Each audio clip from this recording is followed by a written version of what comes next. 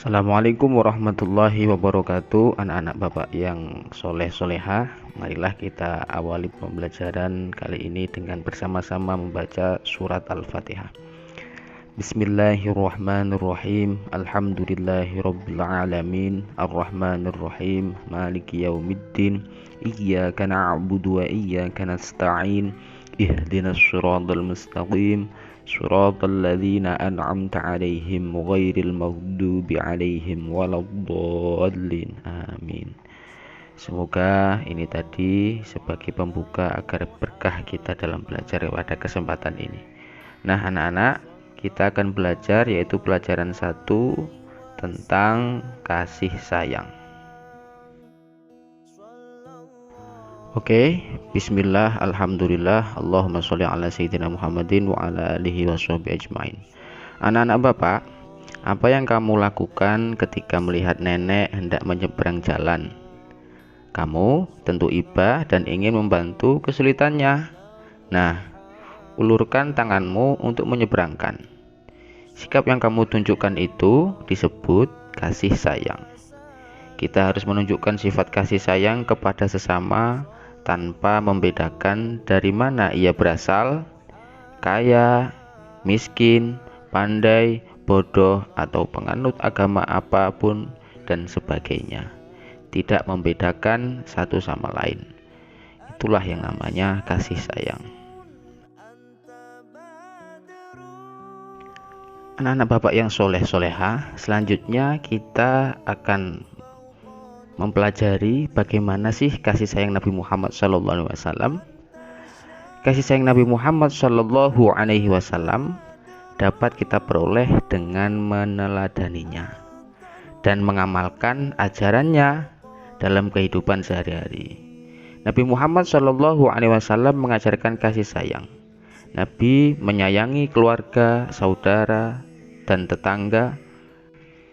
Bahkan kepada orang yang menjahatinya pun Nabi Muhammad SAW tetap memberikan kasih sayang. Ketika berdakwah di Mekah, banyak orang yang menentang dakwah Nabi Muhammad SAW. Setiap baginda Nabi Muhammad SAW pergi ke masjid, beliau dilempari kotoran. Nabi tidak pernah membalasnya. Beliau mendoakan agar orang yang jahat itu diberi hidayah oleh Allah. Suatu ketika orang yang melempar Nabi tersebut jatuh sakit. Banyak orang yang berpendapat ia sakit karena kejahatannya. Nabi Muhammad pun mendengar berita tersebut. Setelah pulang dari masjid, Nabi menjenguknya, bahkan membawakan buah anggur dan kurma. Banyak orang yang heran dengan sikap mulia Nabi Muhammad SAW dengan mau menjenguk orang yang telah jahat kepadanya. Ketika Nabi Muhammad SAW berkunjung ke tempat orang yang melemparinya, orang yang sakit itu terkejut bukan main. Orang itu tidak menyangka Nabi akan menjenguknya. Orang itu menangis terseduh. Kejahatan yang dilakukan terhadap Nabi dibalas dengan kasih sayang.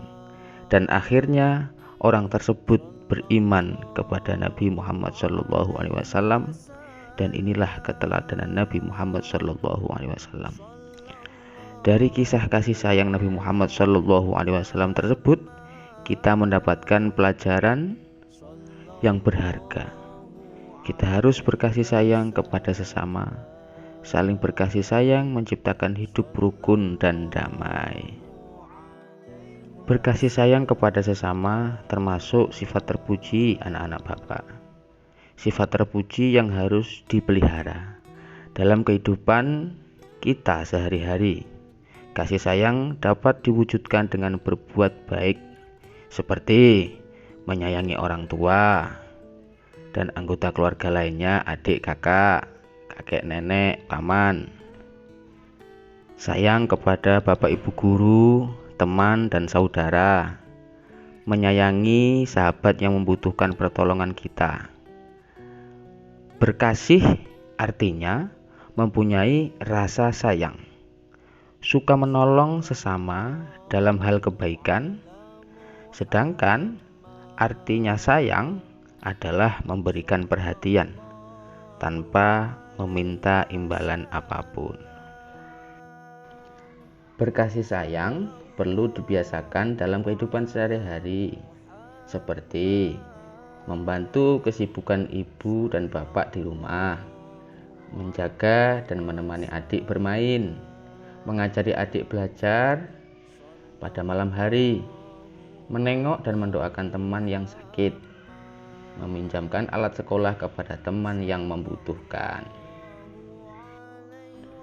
Berkasih sayang juga ditujukan kepada seluruh makhluk seperti hewan dan tanaman dengan cara memberi makan hewan peliharaanmu di rumah, membersihkan kandangnya setiap hari, jangan menyakitinya dalam bentuk apapun, dan mengobatinya apabila hewan peliharaan kita sakit. Itulah bentuk-bentuk kasih sayang yang bisa kita lakukan di rumah, anak-anak bapak yang soleh. Baiklah anak bapak, demikian tadi materi dari yang bapak jelaskan tentang kasih sayang yang dicontohkan oleh baginda Nabi Muhammad SAW. Kita akan sambung pada materi selanjutnya. Selamat mempraktekkan dan belajar di rumah ya. Assalamualaikum.